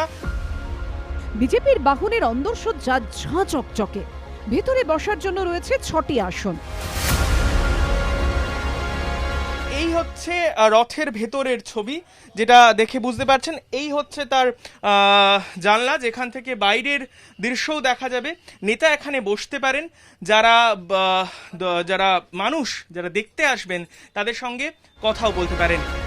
রথ থেকে প্রতি মুহূর্তের খবরাখবরে নজর রাখতে সামনে দেওয়ালে লাগানো রয়েছে টেলিভিশন স্ক্রিন। এটা দ্বিতীয় রথ, টেলিভিশন স্ক্রিন রয়েছে। এই হচ্ছে চালকের আসনের যাওয়ার জায়গা, এবং এই যে পোর্শনটা, এখান থেকে কিন্তু ওপরে ওঠারও ব্যবস্থা রয়েছে। রথ বললে সাধারণত অনেকের চোখের সামনে ভেসে ওঠে পৌরাণিক কাহিনীর সেই রথের ছবি। সেই মহাকাব্য মহাভারতের রথ যুদ্ধের ছবি চোখের সামনে ভেসে ওঠে। এর সঙ্গে অবশ্য বিজেপির রথের কোনো মিল নেই। মঙ্গলবার বীরভূমের তারাপীঠ থেকে যাত্রার সূচনা করে এই রথেই ওঠেন জেপি নাড্ডা। ময়দানটুকু পার হয়ে রথ থেকে নেমে যান তিনি। 1990 সালে লালকৃষ্ণ আদবানি যখন গুজরাটের সোমনাথ থেকে রথযাত্রা বার করেছিলেন, তখন তার সহযোগিতার ভূমিকায় ছিলেন নরেন্দ্র মোদী। আদবানি যুগ শেষে আজ বিজেপির রাশ সেই মোদীর হাতে, আর তাঁর টার্গেট বাংলা। আদবানি রথযাত্রার পর 1991 লোকসভা ভোটে বিজেপির আসন 86 থেকে বেড়ে হয় 120। এবার বাংলার রথযাত্রা কি মোদী অমিত শাহদের নবান্ন অব্দি পৌঁছে দিতে পারবে? ঋত্বিক মণ্ডলের রিপোর্ট, এবিপি আনন্দ। আমি সৌরভ শিকদারের কাছে আসবো। সৌরভ, এর আগে যখন কেন্দ্রীয় নেতারা এসে কৃষকদের বা দলিতদের বা মতুয়াদের ঘরে তারা দ্বীপ্রাহরিক খাবার খেয়েছেন, তখন তা নিয়ে মমতা বন্দ্যোপাধ্যায় বলেছেন যে গরিবের বাড়িতে খাওয়া ছবি তোলানোর জন্য 5 স্টার থেকে খাবার আসছে ইত্যাদি ইত্যাদি। আজকে রথ বেরোতে না বেরোতে একেবারে সরাসরি মুখ্যমন্ত্রীর আক্রমণের লক্ষ্য। তিনি বলছেন রথ তো নয়, গাড়ির মধ্যে হোটেল। সৌরভ, আপনার সময় শুরু এখন। দেখুন, মানুষের দেখার একটা দৃষ্টিভঙ্গি থাকে। একটা বাড়িতে ঢুকে কেউ প্রথমে ড্রয়িং রুম বা বেডরুম দেখেন, কেউ প্রথমে শৌচাগারে সোজা চলে যান। আর দেখুন, রথযাত্রা, রথ যেরকম পৌরাণিক রথ আপনি দেখাচ্ছিলেন, অধর্মের বিনাশ করতে, ধর্মের শাসন প্রতিষ্ঠা করতে কিন্তু রথে করে আমাদের সমস্ত রামায়ণ মহাভারতের যত রথী মহারথীরা বেরিয়েছিলেন। তো এইখানেও তৃণমূলের অপশাসন থেকে মুক্তি দিতে আজকে কিন্তু এই যাত্রা আমরা বের করছি, এবং মানুষ তাতে এত উৎসাহিত হয়েছে, রাস্তায় মানুষের সমর্থন দেখে মুখ্যমন্ত্রী ভয় পেয়ে গেছেন। আসলে মুশকিল হচ্ছে, মুখ্যমন্ত্রী আজকাল বোধহয় নিজেকে আয়নাতে দেখেন সব সময়, সেই জন্যে উনি নিজের আয়নাতে নিজের সর্বনাশ দেখতে পাচ্ছেন। সেই জন্য উনি আজকে বলছেন যে এই রথযাত্রা বিজেপি সর্বনাশ নিয়ে আসবে, বিজেপির সরকার এলে সর্বনাশ আসবে। আপনিও বের করুন না যাত্রা, আপনাকে কেউ বারণ করেছে? আজকে আমরা দেখেছি এই যাত্রা শুরু হওয়ার পরে যখন মানুষের অসংখ্য ঢল ছিল, মুর্শিদাবাদে সেই যাত্রা আটকে দেওয়া হয়েছে, এবং আগামী দিনের যাত্রা যত এগোতে থাকবে, জনসমর্থন যত বাড়বে, এই ঘৃণ্য চক্রান্ত তৃণমূল করবে, কিন্তু আমরাও তার জন্য তৈরি আছি। গতবারও দেখেছি এইভাবে কোর্টে গিয়ে আমাদের যাত্রাকে আটকে দেওয়া হয়েছে। আমরা মানুষের কাছে পৌঁছতে যাচ্ছি, আপনারাও পৌঁছন, মানুষের কাছে আমাদের পৌঁছতে আপনাদের এত গায়ে জ্বালা কেন হচ্ছে? আজকে সংস্কৃতি নিয়ে বড় বড় কথা বলছেন, তো মানুষের গণতন্ত্রের যে অধিকার, মানুষকে মানুষের কাছে পৌঁছানোর, মানুষকে মানুষের মতবাদ ব্যক্ত করার, তাতে ওনার কি অসুবিধে হচ্ছে? আমরা রথ ভালোবাসি, আমরা রথ বিশ্বাস করি, রথযাত্রা আমাদের কাছে শুভ, আমরা রথযাত্রা করছি এবং আগামী দিনে এই রথযাত্রায় পশ্চিমবঙ্গেও পরিবর্তনের সূচনা হবে। এই রথযাত্রা ঐতিহাসিক হয়ে থাকবে পশ্চিমবঙ্গের পরিবর্তনের ইতিহাসে। ধন্যবাদ সৌরভ। আমি শুধু যোগ করতে চাইবো, সেটা হচ্ছে যেহেতু শুরুতে আপনি পৌরাণিক যুগের কথা বললেন, পৌরাণিক যুগে অবশ্য শুভ অশুভ দুপক্ষেরই রথ থাকতো, মানে রামের রথ এবং রাবণের রথ, পাণ্ডবের রথ, কৌরবের রথ, দুপক্ষের হাতেই রথ থাকতো। যাই হোক, শ্রেয়াশী চক্রবর্তী অনেকক্ষণ ধরে কিছু বলার চেষ্টা করছেন। যুদ্ধটা ধর্মের সাথে অধর্মারই হতো। Fair enough. শ্রেয়াশী চক্রবর্তী। না, আমি ওটাই বলছিলাম একটা কথা, যে উনি তো পৌরাণিক কালে রথ অশুভ ধ্বংস, ওটা রাবণ ও সীতাকে হরণ করার জন্য রথেই এসেছিল, এটা মাথায় রাখতে হবে। আর একটা হলো, আমি ধরে নিলাম সায়ন্তনবাবু যেটা বলছেন যে এটা রথ নয়, এটা পরিবর্তন যাত্রা। আজকে সারা ভারতবর্ষের এত দারিদ্রতা, এত অভাব, এত অনুন্নয়ন, এর মধ্যে একটা পরিবর্তন যাত্রা করছেন। সেই পরিবর্তন যাত্রায় 4 কোটি টাকা ব্যয় এই ধরনের গাড়ি সাজানো হয়েছে। আপনাকে কি তার মানে দিয়ে গেছিল কেউ? বিজেপির অ্যাকাউন্টেন্ট যে এখানে বসে আছে, তো আমি জানতাম না জেনারেল সেক্রেটারি হয়ে। আমার তো পদত্যাগ করে দেওয়া উচিত। বিজেপির অ্যাকাউন্টেন্ট যে এখানে আমার পাশে বসে আছে, এ তো আমি জানতাম না। আমাদের মুখ্যমন্ত্রী একটা ছোট গাড়ি চাপে শান্তিনিকেতনে আমি যাব, শান্তিনিকেতনে যাব, শান্তিনিকেতনে যাব চা খেতে। শান্তি শান্তি। আপনারা জানেন আমাদের ভেরিফাইড টুইটার অ্যাকাউন্ট সঙ্গে সুমন @IamSuman। অসংখ্য মন্তব্য আসছে রথযাত্রা নিয়ে, দ্রুত একটা মন্তব্য পড়ার চেষ্টা করব। অনিন্দ পাল তিনি লিখছেন, রথযাত্রার নাম করে ধর্মীয় ভাবাবেগ নিয়ে খেলতে চাইছে একটি রাজনৈতিক দল। অভিজিৎ কুমার লিখছেন, বিজেপির রথযাত্রায় মানুষের ভিড় দেখে তৃণমূল পদে পদে তা আটকাতে চাইছে। বিশ্বম্বর চট্টোপাধ্যায় লিখছেন, আগে ছিল আষাঢ় মাসে প্রভু জগন্নাথের রথ, এখন 12 মাসেই চলছে ভোটের রথ। অমিয় চট্টোপাধ্যায় লিখছেন, রাজনৈতিক উদ্দেশ্য প্রণোদিত রথযাত্রা কখনোই উন্নয়নের বিকল্প হতে পারে না। সুদীপ দত্ত লিখছেন, বিজেপির এই পরিবর্তন যাত্রা নিশ্চিতভাবেই মানুষকে আকর্ষণ করছে। শামসুল আলম লিখছেন, বিজেপি শাসিত রাজ্যগুলোতে আর নয় অন্যায় স্লোগান দিলে বেশি গ্রহণযোগ্য হতো। আমি এবার আমার পরের প্রতিবেদনে আসব এবং তন্ময় ভট্টাচার্য এই অনুষ্ঠানে যোগও দিয়েছেন। অবশ্যই তারপর তন্ময়দার কাছে প্রশ্নও থাকবে। আজকে মমতা বন্দ্যোপাধ্যায় বলেছেন যে সিপিএম, কংগ্রেস, বিজেপি একসঙ্গে জোট বেঁধেছে, এই রকম ইঙ্গিত দিয়েছেন। পরশু নরেন্দ্র মোদী এই রাজ্যে এসে ইঙ্গিত দিয়েছিলেন যে বিজেপির বিরোধী যারা কংগ্রেস, সিপিএম মানে বামেরা এবং তৃণমূল, তারা রণকৌশল ঠিক করেছেন এবং পর্দার আড়ালে দিল্লিতে বৈঠক অবধি করছেন। স্বয়ং প্রধানমন্ত্রী এই কথা বলছেন, ম্যাচ গড়াপেটার কথা বলেছিলেন। আমি দ্রুত একবার প্রতিবেদনটা দেখাবো, তারপর অবধারিতভাবে তন্ময়দার কাছে আসবো। দেখুন, আপনার একটা ভোট অন্য জায়গায় পড়লে সেই ভোটটা কিন্তু চলে যাবে বিজেপির দিকে। আপনার ভোটটা সিপিএম নয়, কংগ্রেস নয়, বিজেপি নয়, একমাত্র আপনার সিম্বল হচ্ছে তৃণমূল, জোড়া ফুল। যদি বিজেপিকে চান তাহলে মনে রাখবেন ভোট অন্য জায়গায় যেতে পারে। অধীর চৌধুরীর গড়ে দাঁড়িয়ে বাম কংগ্রেসকে আক্রমণ করলেন মমতা বন্দ্যোপাধ্যায়। লোকসভা ভোটে মুর্শিদাবাদ জেলায় দারুণ ফল করলেও বহরমপুরে অধীর চৌধুরীকে হারাতে পারেনি তৃণমূল। শক্তি কমলেও বামেরা এখনো মুর্শিদাবাদে প্রাসঙ্গিক। এই পরিস্থিতিতে নবান্নে পৌঁছতে 66% সংখ্যালঘু অধ্যুষিত নবাবের জেলায় দাঁড়িয়ে বাম কংগ্রেসকে নিশানা করলেন তৃণমূল নেত্রী।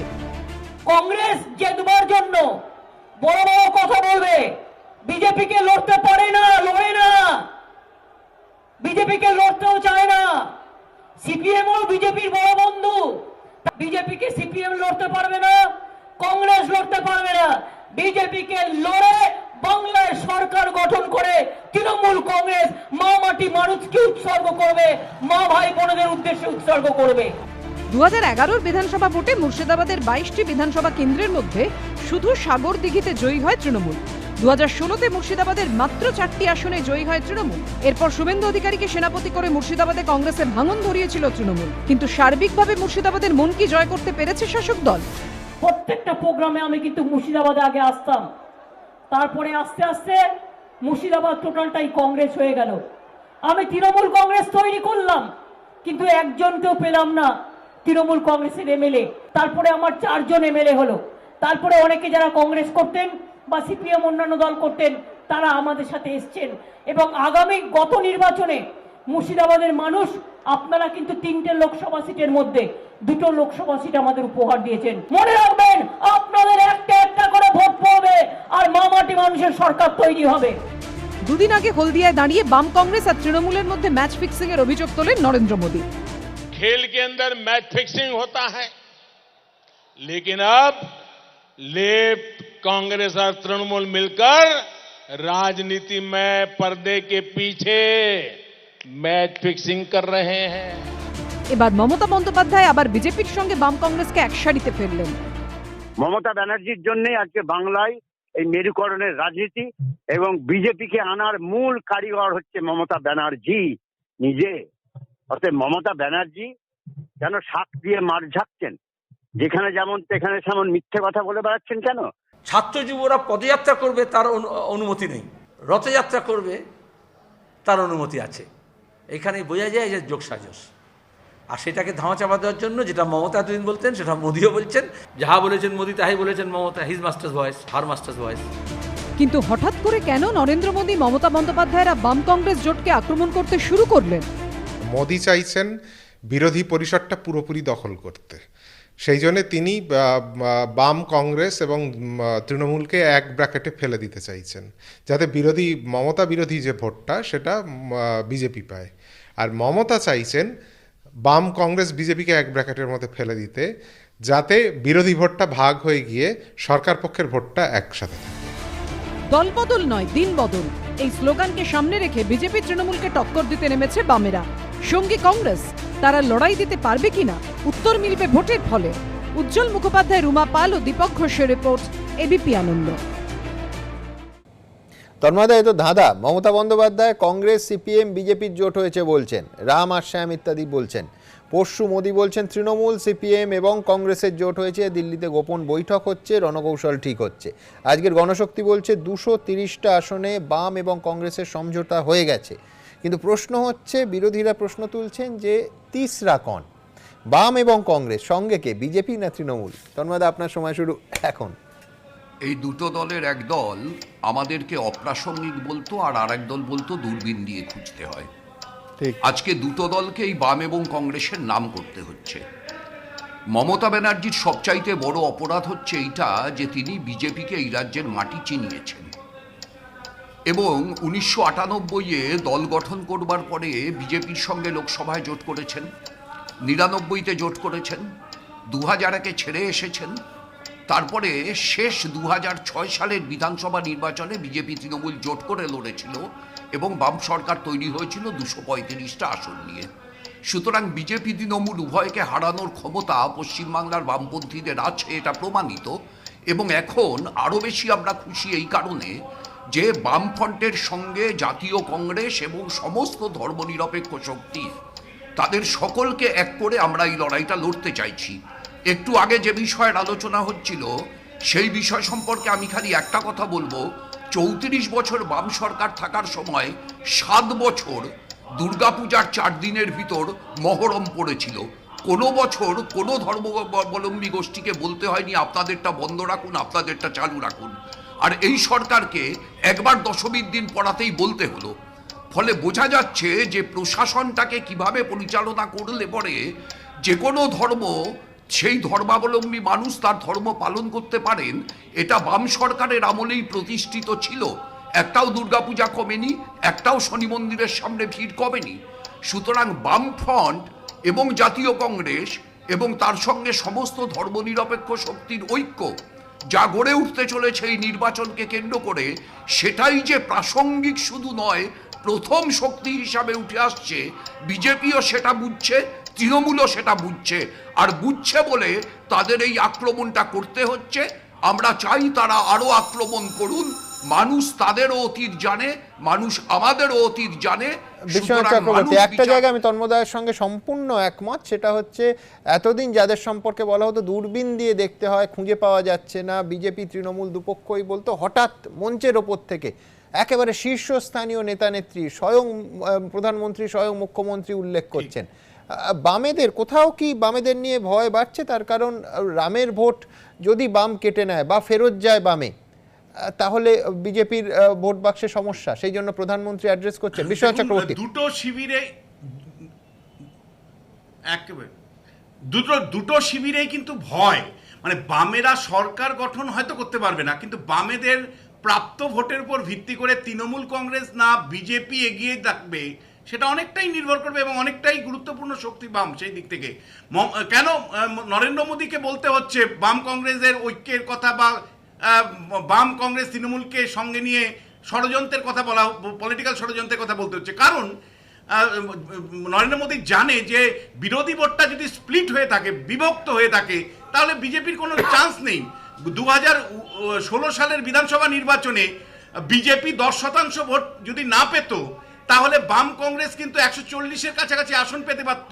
56টা আসনে বিজেপি ভোট কাটার ফলে 10 থেকে 15% ভোট পাওয়ার ফলে বাম কংগ্রেস বহু জায়গায় কিন্তু পরাজিত হয়েছিল। আমরা দেখিয়েছিলাম যে বিধানসভা ভিত্তিক কিভাবে বিজেপির ভোট তৃণমূলে ট্রান্সফার হয়েছে, বা বিজেপি স্প্লিট ফ্যাক্টর হিসাবে কাজ করেছে। একইভাবে মমতা বন্দ্যোপাধ্যায় কেন বাম কংগ্রেসকে আক্রমণ করছেন, তার কারণটা খুব পরিষ্কার, যে মাইনরিটি ভোট, সংখ্যালঘু মুসলমান ভোট, সেটা যদি বাম কংগ্রেস আবার পেতে শুরু করে, তাহলে মমতা বন্দ্যোপাধ্যায়ের কিন্তু আমও যাবে, ছালাও যাবে। এবং যেভাবে বাম কংগ্রেস মানে বলা যায় যে আইএস এর সাথে, মানে ইন্ডিয়ান সেকুলার ফ্রন্টের সাথে, আইএসএফ এর সাথে জোট বাঁধার কথা বলছে, তাতে কিন্তু আমার মনে হয় যে একটা ফর্মিডেবল মুসলিম ভোটারদের কাছে অল্টারনেটিভ হিসেবে তারা উঠে আসতে পারে। সেই কারণে দিন যত যাবে, চক্রবর্তী দ্রুত প্রতিক্রিয়া।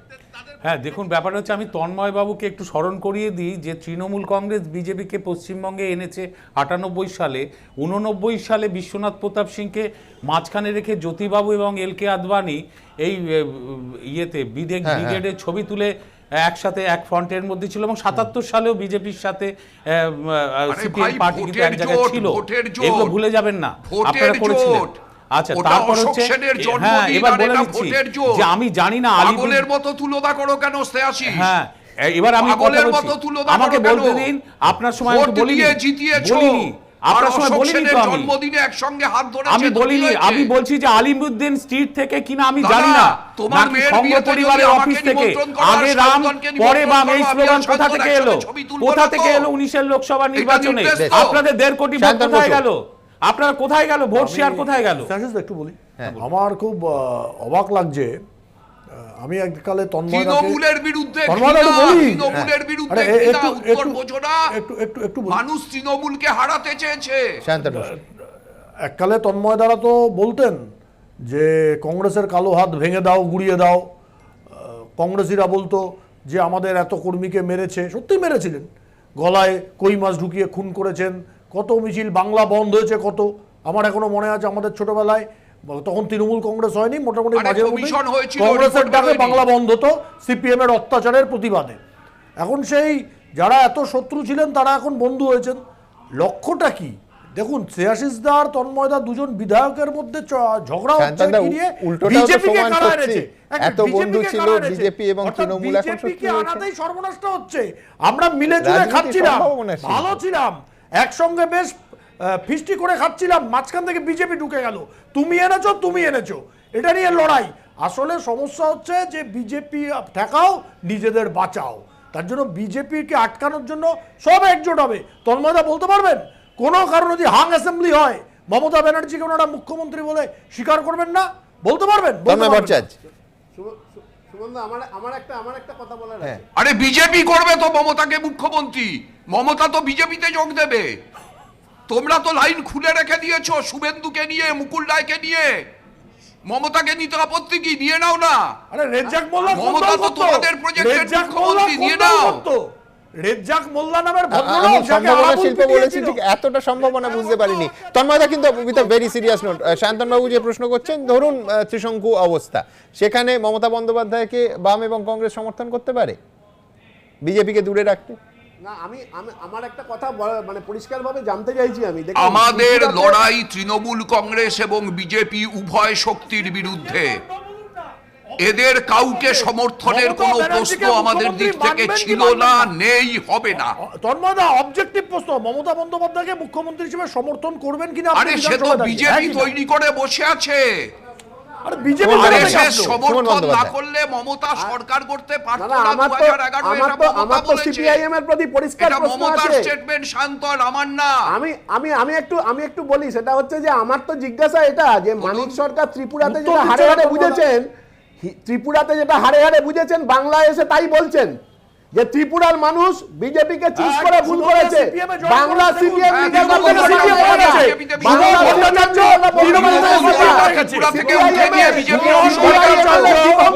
আরেকটি নতুন বিষয় আছে জানিয়ে সবার কাছে প্রশ্ন থাকবে, পলিটিক্যাল আয়রনি আর কাকে বলে? মমতা বন্দ্যোপাধ্যায় আজকে কি বলেছেন দেখাবো, তারপর কেন পলিটিক্যাল আয়রনির কথা উঠলো বলবো আপনাদের। মমতা বন্দ্যোপাধ্যায় বলছেন নিজের দুর্নীতি ঢাকতে কয়েকটা গরু হাম্বা হাম্বা ডাকতে ডাকতে এদিক ওদিক চলে গেছে, দুষ্টু গরুর থেকে শূন্য গোয়াল ভাড়। কোথায় দাঁড়িয়ে বলছেন? কালনার বিধায়ক বিশ্বজিৎ কুণ্ডু বিজেপিতে যোগ দিয়েছেন। আমি প্রতিবেদনটা দেখাবো, তারপর সমস্ত পক্ষের কাছে আমার স্পষ্ট প্রশ্ন আছে। দেখুন, আমরা বলি জানেন তো, দুষ্টু গরুর থেকে শূন্য গোয়াল ভালো।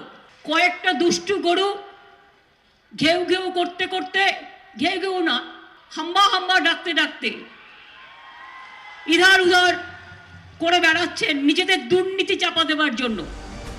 কালনায় দাঁড়িয়ে দলবদলকারীদের বিরুদ্ধে দুর্নীতির তোপ দাগলেন মমতা বন্দ্যোপাধ্যায়। যে কালনার বিধায়ক বিশ্বজিৎ কুণ্ডু সম্প্রতি তৃণমূল ছেড়ে বিজেপিতে যোগ দিয়েছেন, দল ছাড়ার পর যার বিরুদ্ধে টেটে দুর্নীতি করে পরিবারের সদস্যদের চাকরি পাইয়ে দেওয়ার অভিযোগে সরব হয়েছে তৃণমূল, আর সে কথা স্বীকার করে নিয়ে পাল্টা তৃণমূলের অস্বস্তি বাড়িয়েছেন বিশ্বজিৎ। টেট কেলেঙ্কারি হচ্ছে সারা ওয়েস্ট বেঙ্গলে 2014 সালের যে নিয়োগ হয়েছে সমস্তটাই হচ্ছে তৃণমূলের কর্মীরা বা তৃণমূলের পছন্দের লোকেরা চাকরি পেয়েছে। বাড়ির সম্পর্কে যারা আমার বউ আর বৌদি চাকরি পেয়েছে ঠিকই, এছাড়া তোমার হচ্ছে আমি 62 জনকে চাকরি দিয়েছি, তারা সবাই হচ্ছে দলের কর্মী। প্রত্যাশিতভাবেই কালনায় দাঁড়িয়ে নাম না করে তৃণমূল ত্যাগী বিশ্বজিৎ কুণ্ডুকে আক্রমণ করেছেন তৃণমূল নেত্রী। অন্যায় আমার কানে আসলে আমি বরদাস্ত করি না বা করব না। যার জন্য দেখছেন আগে থেকেই ভয় পেয়ে দু একজন পালিয়ে যাচ্ছেন, জানে যে আমি তাদের টিকিট দেবো না, না দেয় ভালো। কেন দেবো? মানুষের সাথে যারা থাকে না, মানুষের বিপদে আপদে থাকে না, শুধু নিজের পরিবারকে দেখে আর কাউকে দেখে না, আমি তাদের জন্য নই, আমি মানুষের জন্য। মানুষের পরিবার আমার পরিবার, এটা মাথায় রাখবেন। কিন্তু পাল্টা তৃণমূল বিরোধীদের প্রশ্ন, বিশ্বজিৎ কুণ্ডুর বিরুদ্ধে টেটে দুর্নীতির অভিযোগ সেই 2014 সাল থেকে। তাকে কটাক্ষ করে টেটোশ্রী বলতেন তার সমালোচকরা, কিন্তু তখন কেন তার বিরুদ্ধে কোনো ব্যবস্থা নেয়নি তৃণমূল? এখন বিজেপিতে চলে যাওয়ার পর কেন তৃণমূল নেত্রী দুর্নীতির অভিযোগে সরব হচ্ছেন? এটা হচ্ছে মজার, যতক্ষণ তৃণমূলে থাকে তখন মহান নেতা হয়, যে বিজেপিতে চলে যাচ্ছে বলছে চোর। মমতা আজকে বলছেন কেন তাকে শাস্তি দেননি কেন? আর বিজেপি তাকে এতদিন বলেছে চোর চোর চোর চোর, আমরা বলেছি চোর ধরো জেল ভরো, আর বিজেপি চোর দেখছে আর পকেট ভরছে। বিশ্বজিৎ কুণ্ডু যখন বিজেপিতে যাব করছেন, তখন তার সঙ্গে জরুরি ভিত্তিতে বৈঠকে বসেছিলেন অভিষেক বন্দ্যোপাধ্যায় ও মলয় ঘটক। অনেকেরই প্রশ্ন, বিশ্বজিৎ দুর্নীতি পরায়ণ হলে তাকে দলে রাখার চেষ্টা কেন করেছিল তৃণমূল শীর্ষ নেতৃত্ব? বলছে তুমি যদি আমার দলে থাকো তবে তুমি ভালো, আর যেই দল থেকে বেরিয়ে যাবে তুমি হবে কালো। আমার দলে যদি থাকো তুমি হবে সাদা, আর যেই আমার দল থেকে বেরিয়ে যাবে তখন লাগাও তার গায়ে কাদা। তুমি যখন আমার দলে থাকবে তখন তুমি থাকবে সাধু, আর যেই তুমি অন্য দলে চলে যাবে তখন তুমি হয়ে যাবে অসাধু। কারণ আমি 21 বছর ধরে এই দলে আছি, আমার অনেক কিছুই জানা আছে। তুমি যেরকম ধরনের দেখাবে সেরকম ধরনের আমিও দেখাবো, চিন্তা নেই, মানে অনেক কিছুই জানতে পারবে। যত ভোট আসবে তত নোংরা পথে নামবে ওরা। বিধানসভা ভোটের আগে বঙ্গ রাজনীতির প্যান্ডোরার বাক্স থেকে আর কি বেরোয়, এখন সেটাই দেখার। আশাফুল হোসেন, ঋত্বিক মণ্ডল, রুমা পালের রিপোর্ট, এবিপি আনন্দ। স্নেহাশিসদা, কাদার কথা যদি বলেন, সে তো কাদা লেগেছিল 2014 সালে, তারপর 16 সালে তো তাকে টিকিট দিয়েছেন, তাহলে এখন মমতা বন্দ্যোপাধ্যায় বলছেন পাপ বিদায় হয়েছে, 2016-তে টিকিট দিলেন কেন?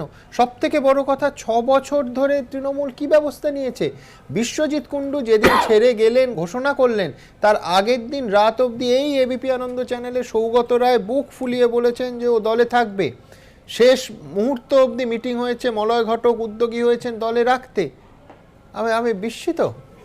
আচ্ছা দেখুন, ব্যাপারটা হচ্ছে যে বিরোধী দলের পক্ষ থেকে অন্য শাসক দল বা যা দলের শাসক দলের বিরুদ্ধে অভিযোগ থাকে যে চোর ডাকাত ইত্যাদি ইত্যাদি অভিযোগ থাকে, কিন্তু সেগুলো সত্য থাকে, মিথ্যে থাকে, নানা অবস্থাতেই থাকে। কিন্তু যারা তৃণমূলের পক্ষে মধ্যে প্রকৃতপক্ষে দোষী তারা নিজেরাও জানে, তারা বিজেপির ওয়াশিং মেশিনে শুদ্ধ হওয়ার জন্য চলে যাচ্ছে, তারাই যাচ্ছে।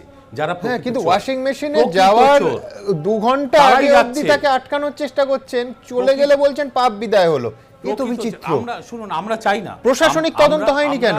এই তো তন্ময় দ্বারা, সায়ন্তন বাবুরা বসে আছেন, তারা তো 14 সাল থেকে বলছেন এবং নিজে এখন স্বীকার করছেন যে 62 জন তৃণমূল কর্মী, তার মধ্যে নিজের স্ত্রী, নিজের বৌদি আছেন, তাদের বেআইনিভাবে চাকরি দিয়েছেন। মমতা বন্দ্যোপাধ্যায় তিনিও বলেছেন যে এরা অনেকেই টিকিট পেত না এবং এর জন্য এরা না, টিকিট পাওয়ার তো প্রশ্ন নয়, এ তো ক্রিমিনাল অফেন্স। আপনার তদন্ত, পুলিশের তদন্ত কোথায় হয়েছে? অবশ্যই শাস্তি কোথায় হয়েছে? এ তো আপনার টিকিট পাওয়ার বিষয় নয়। 16-তে তো টিকিট দিয়েই দিয়েছেন, 14-তে অভিযোগ। আর সায়ন্তন বাবুর কাছে আমার প্রশ্ন থাকবে, আজকে বিজেপি গর্বের সঙ্গে দলে নিচ্ছেন, বুক ফুলিয়ে দলে নিচ্ছেন, এই বিজেপি টেট দুর্নীতিতে রাস্তায় নেমেছিলেন, এই বিশ্বজিৎ কুণ্ডুর বিরুদ্ধে আপনারা আন্দোলন করেছিলেন সায়ন্তন দা। আমি একটুখানি বলি, হ্যাঁ, সেটা হলো যে আমরা তো বিজেপির বিরুদ্ধে অনেকগুলো অভিযোগ বা সেটা প্রমাণ সাপেক্ষই আমরা করে থাকি যে সর্বভারতীয় ক্ষেত্রে বিজেপি এই 2014 থেকে প্রচুর কিছু বিক্রি করে দিয়েছে। আপনার LIC থেকে শুরু করে আপনার এয়ার ইন্ডিয়া থেকে শুরু করে রেল সবই বেচে দিচ্ছে। আমাকে 18 বছরের একটি ছেলে ফোন করে বলল, দাদা খালি আপনি বলছেন যে ওরা বেচে দিচ্ছে, কিন্তু 14 সালের পর থেকে তো বিজেপি অনেক কিছু কিনেছে, সেগুলো তো বলছেন না। আমি বললাম কি ভাই, আমি তো জানি না। বললো কেন, ওরা CBI কিনেছে, ওরা ED কিনেছে, ওরা MLA কিনেছে, ওরা যে বিশ্বজিৎ কুণ্ডু আপনারাই বলছেন চাকরি বেচে দিয়েছে। আমি জানি না। সায়ন্তন বসু আপনি দলে নিয়েছেন 14 সালে যার বিরুদ্ধে আন্দোলন করেছেন, আমরা সরকারে নেই, দলে নিয়েছেন। আমরা সরকারে নেই, দোষী কি দোষী নয় তার বিচার করার দায়িত্ব প্রশাসনের, তার বিচার করার দায়িত্ব সরকারের, তার বিচার করার দায়িত্ব পুলিশের, তার বিচার করার দায়িত্ব CIDর, বিচার করার দায়িত্ব এজেন্সির। 62 জনকে চাকরি দিয়েছেন, সবার আগে কি দরকার? মুখ্যমন্ত্রী এই 62 আজকেও জেপি নাড্ডা এবিপি আনন্দকে বলেছেন স্বচ্ছ ভাবমূর্তি ছাড়া কোনো নেতা নেওয়া হচ্ছে না। দেখুন, স্বচ্ছ ভাবমূর্তি থেকে আমরা নেতাদের নিতে চাই, কিন্তু মুখ্যমন্ত্রী ব্যবস্থা নিন। উনি রাজীব ব্যানার্জি সম্পর্কে যা বলেছেন সেই সময় আমি ছিলাম, রাজীব ব্যানার্জি বলেছেন সময় দিয়ে ভালো কথা, মুখ্যমন্ত্রী ব্যবস্থা নেননি। যে মুহূর্তে তিনি বলছেন আমি 62 জনকে চাকরি দিয়েছি, আমার স্ত্রী এবং বৌদিকে চাকরি দিয়েছি, পরিজনকে চাকরি দিয়েছি, দল থেকে বের করে দিন, আপনারা নিলেন কেন? রাজ্যের মুখ্যমন্ত্রী যদি রাজ্যের মন্ত্রীকে বা বিধায়ককে নির্দেশ দেন যে এই SMS-টা করতে হবে, এর কথা শুনতে হবে, তারা কি করবে? তাদেরকে মুখ্যমন্ত্রীর লাইনেই থাকতে হবে। তার জন্য আজকে শেষ সময় যখন দলটা ডুবে যাবে, তখন ওনার মনে পড়ছে এ চোর, এ জোচ্চোর, একে বাদ দিয়ে দেওয়া উচিত। সেই পুরনো বাংলা প্রবাদ, আঙুর ফল টক, তাই খাওয়া যাবে না।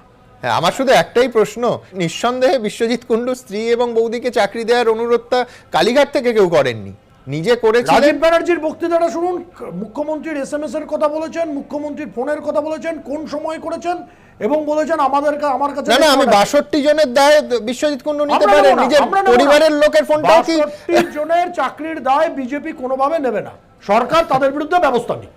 আমরা ব্যবস্থা। তন্ময় ভট্টাচার্য 2014 সাল থেকে টেট কেলেঙ্কারি এবং টেটে দুর্নীতি হয়েছে বলে রাস্তায় নেমেছে বামেরা।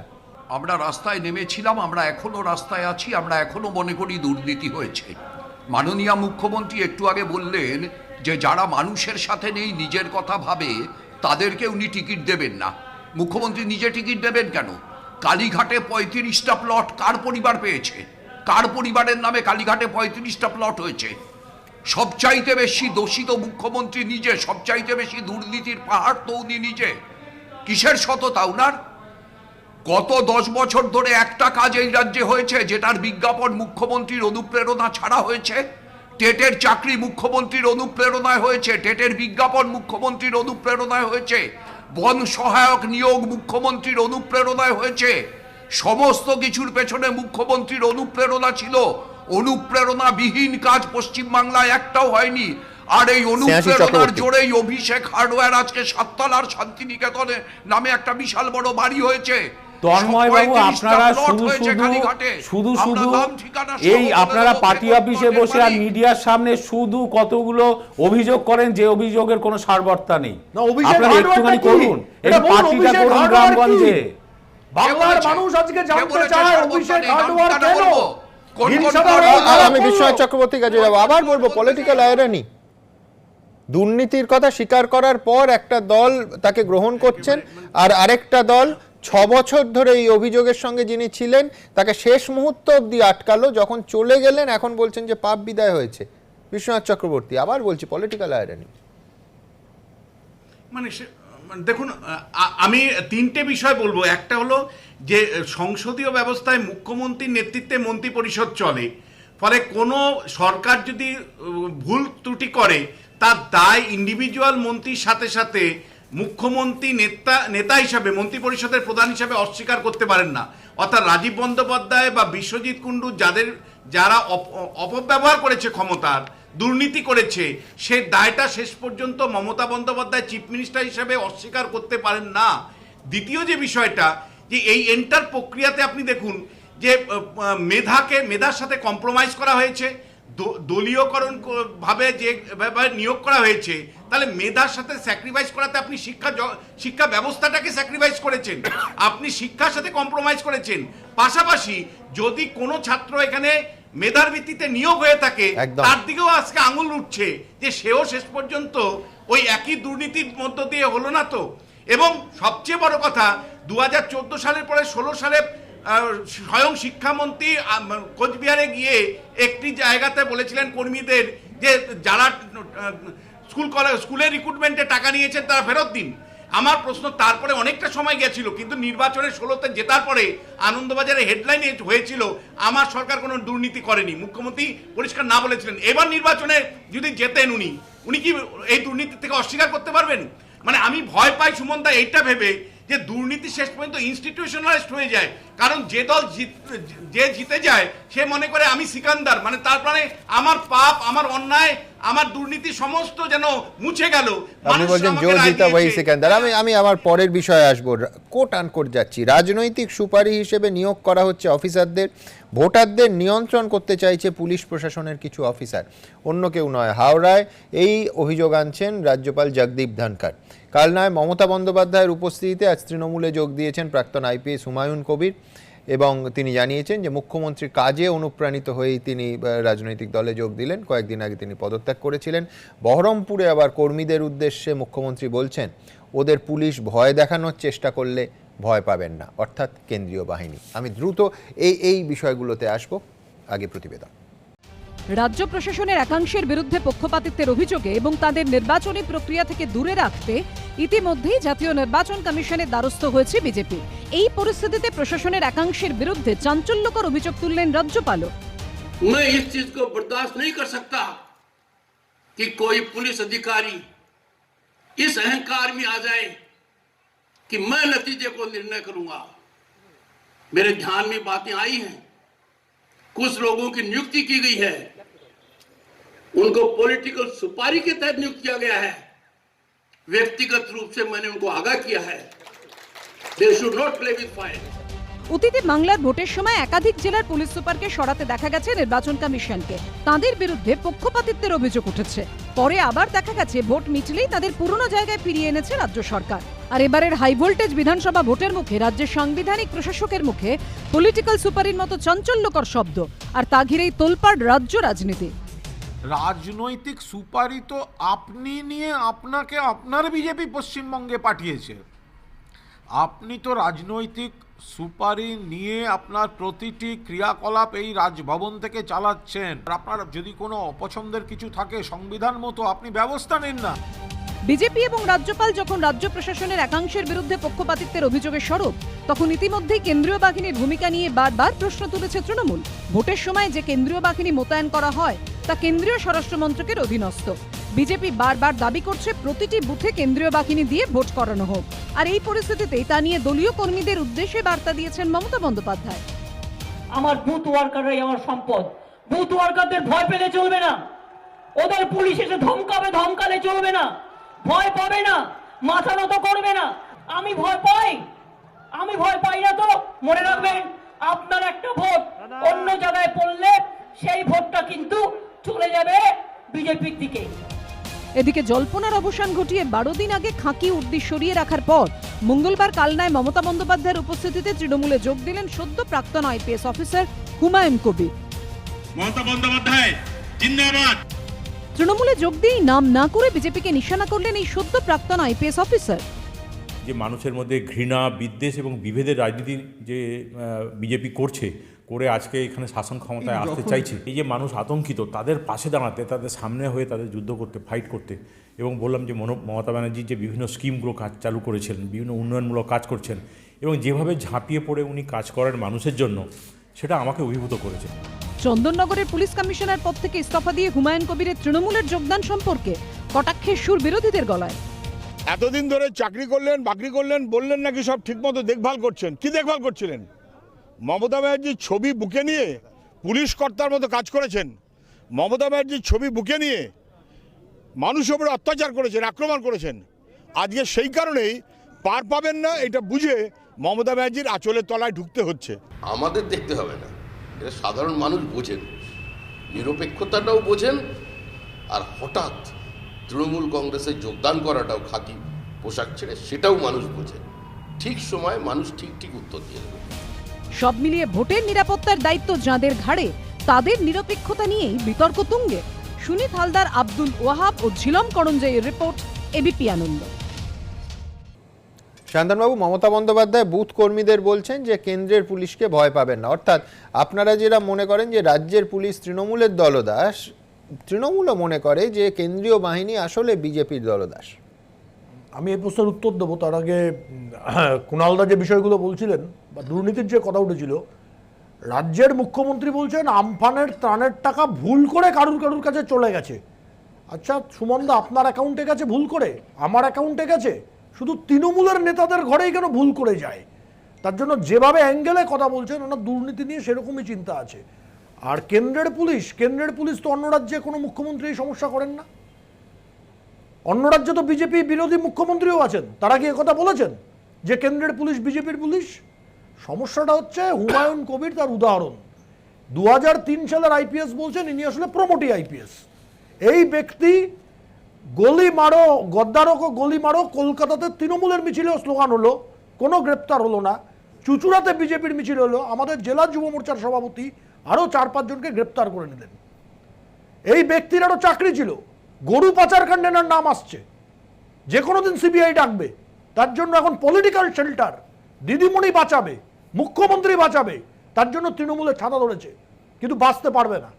যে অপরাধ করেছে তার শাস্তি এই প্রাক্তন পুলিশ অফিসারকে পেতে হবে। আজকে আমি এবিপি স্টুডিওতে বলে গেলাম। সুমন বন্দ্যোপাধ্যায়, আমার শুধু বলার একটাই, সেটা হচ্ছে যে বহুবার এই কথা বলেছিলাম যে 24 ঘন্টার মধ্যে 2টো মিছিল, একটা মিছিলে 3 জন গ্রেফতার। আমি সায়ন্তনবাবুর সঙ্গে একমত নই। অবশ্যই পুলিশের উচিত হচ্ছে যে এই স্লোগান যেভাবে উঠেছিল গ্রেফতার করা, কিন্তু পাশাপাশি সেদিন থেকে আজ অবধি অন্তত 6 বার এই স্টুডিওতে বসে যে প্রশ্ন তুলেছি, টালিগঞ্জের মিছিলে কেন গ্রেফতার হলো না, কেন ফুটেজে স্পষ্ট চেহারা মুখ একেবারে পরিষ্কার দেখা যাচ্ছে, তৃণমূলের মিছিল বলে, 2 জন মন্ত্রী ছিলেন বলে, একজন তৃণমূল সাংসদ ছিলেন বলে গ্রেফতার বাদ দিন, কেস শুরু হলো না এখনো অবধি? এই প্রশ্ন থাকবে সুমন বন্দ্যোপাধ্যায়। আমি তো বলছি যে মোদির ভারতে বোধহয় সবকিছুই সম্ভব, সবগুলো নিয়েই সন্দেহ। মানে সুপ্রিম কোর্টের একজন বিচারপতি তিনি একটা প্রকাশ্য অনুষ্ঠানে প্রধানমন্ত্রীর প্রশংসা করছেন, অদ্ভুতভাবে আমরা তো বিজেপিকে দেখেছি যে প্রাক্তন সেনাপ্রধানকে তারা মন্ত্রী করেছে, প্রাক্তন বিদেশ সচিবকে তারা মন্ত্রী করেছে একাধিক জায়গায়। মানে আমার কথা হচ্ছে এখন সায়ন্তন বাবুদের দলে আছেন, জঙ্গলমহলে দাঁড়িয়ে ভারতী ঘোষ তো মমতা বন্দ্যোপাধ্যায়কে মা বলেছিলেন। না আমি তো বলছি যে এখন করতে পারে, তার কারণ ভারতী ঘোষ এখন বিজেপিতে। তৃণমূল কংগ্রেস করতে এসেছেন চাকরি ছেড়ে। আপনি বলুন তো যে পিএম কেয়ারস ফান্ড নিয়ে সারা ভারতবর্ষে মানুষের মধ্যে সন্দেহ, কেন তৃণমূলের বিরুদ্ধে আরটিআই করা যাবে না?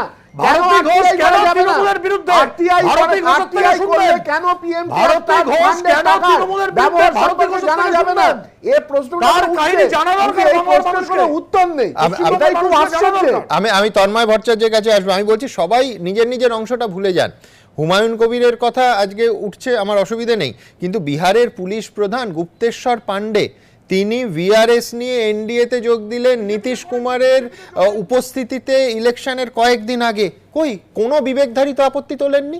আমি তো ঠিক সেই কথাটাই বলি, আমরা ঠিক সেই কথাটাই বলি। তৃণমূল যা বলছে বিজেপি সম্পর্কে ঠিক, বিজেপি যা বলছে তৃণমূল সম্পর্কে ঠিক। আসলে দুটো ফুল এক, ঘাস ফুল এবং পদ্ম ফুল আসলে এক। উভয়ের বিরুদ্ধে যে অভিযোগ, সে অভিযোগ উভয়ের ক্ষেত্রেই সত্য এবং উভয়েই এ ধরনের কাজ করবার জন্য, এ ধরনের কাজ করবার অভ্যাস, এ ধরনের কাজ করতে উভয় দলই রপ্ত। তাই এই দুটো দল আসলে একটাই সংস্কৃতি জাত, সেই সংস্কৃতিটা আরএসএস এর সংস্কৃতি এবং সেই জন্যই আরএসএস মমতা বন্দ্যোপাধ্যায়কে দুর্গা বলেছিল, সেই জন্যই মমতা বন্দ্যোপাধ্যায় আরএসএসকে দেশপ্রেমিক বলেছিল এবং সেই আরএসএস এর প্রতিনিধি হিসেবেই তৃণমূল কংগ্রেস এ রাজ্যে ক্ষমতা দখল করেছিল।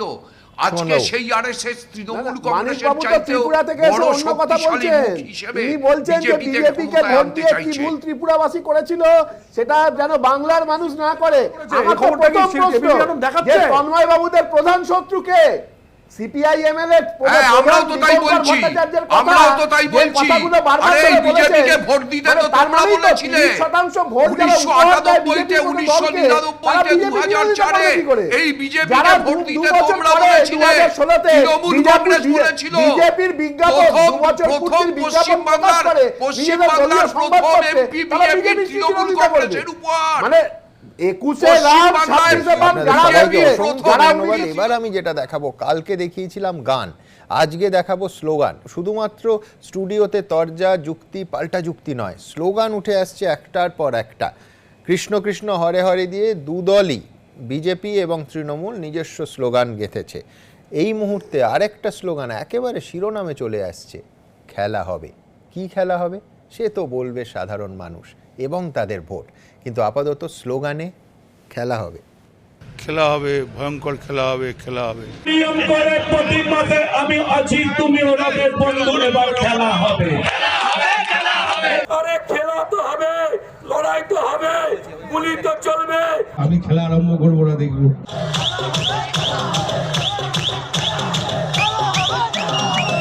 বিধানসভা ভোটের আগে রাজ্য জুড়ে তোলপাড় ফেলে দিয়েছে একটা শব্দবন্ধ, খেলা হবে।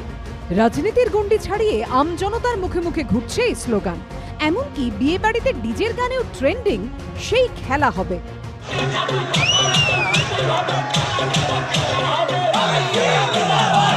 এর শুরুটা করেছিলেন অনুব্রত মণ্ডল। খেলা হবে, ভয়ঙ্কর খেলা হবে, এই মাটিতে খেলা হবে।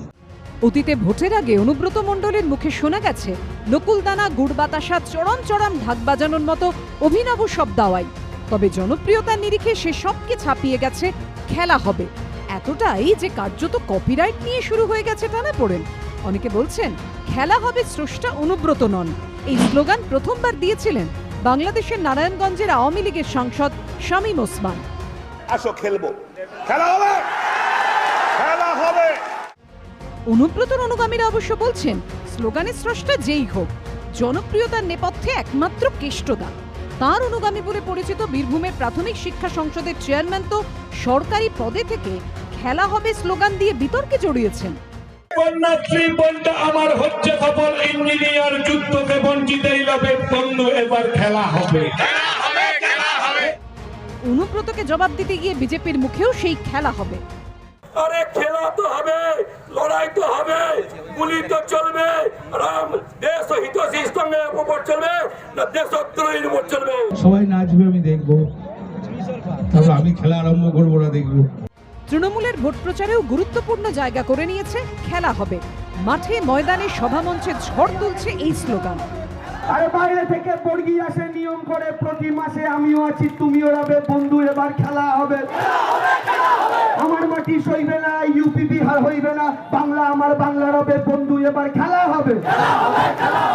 কন্যাশ্রী বোনটা আমার হচ্ছে যখন ইঞ্জিনিয়ার, যুদ্ধ সে বঞ্চিতেই লবে বন্ধু, এবার খেলা হবে।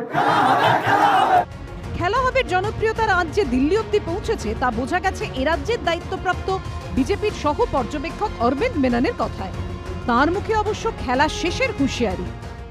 কৃষ্ণ কৃষ্ণ হরে হরে পদ্ম ফুল ঘরে ঘরে ঘুষে গেছে, খেলা হয়ে গেল। এই কামিং বিধানসভা ইলেকশনে বিজেপি 200 ক্রস করবে, টিএমসি যাবে, বিজেপি আসবে। তৃণমূল তো মেলা খেলা উৎসবের পার্টি, এতদিন মেলা করেছেন, এবার বলছেন খেলা হবে। রাজনীতিটাকে খেলা মনে করছেন, বিভিন্ন জায়গায় ভয়ঙ্কর খেলা হবে হুমকি দিচ্ছেন, এখন আবার সেটা সংক্রামিত হয়ে যাচ্ছে, সারা বাংলায় চলে গেছে। প্রত্যেকে বলছেন খেলা হবে, এগুলো কিছুই নয়। এগুলো হচ্ছে যে আর যে কটা কর্মী বেঁচে পড়তে আছে নির্বাচনের দিন পর্যন্ত তাদের টিকিয়ে রাখা। পশ্চিমবঙ্গে ভোটের অন্যতম অংশ ছিল দেওয়াল লিখনে ছড়ার ছড়াছড়ি। 1969-এর ভোটে কংগ্রেসের দেওয়াল লিখন ছিল যুক্ত ফ্রন্টে কি পেলাম, গুলি বুলি লাল সেলাম। পাল্টা দিতে যুক্ত ফ্রন্ট আবার লিখেছিল কিল মারিনি ঢিল মেরেছে, তাতেই তোমরা রুষ্ট হলে, তোমরা যখন হুকুম দিয়ে চালাও গুলি দুষ্ট বলে। আজ যুগ বদলেছে, সোশ্যাল মিডিয়ার দৌলতে হাওয়ায় হাওয়ায় কথা ছড়িয়ে পড়ে। ঠিক যেমন ভোটমুখী রাজ্য এখন মজেছে খেলা হবেতে। খেলা হবে, ভয়ঙ্কর খেলা হবে, খেলা হবে। উজ্জ্বল মুখোপাধ্যায়, দীপক ঘোষ ও পার্থপ্রতিম ঘোষের রিপোর্ট, এবিপি আনন্দ।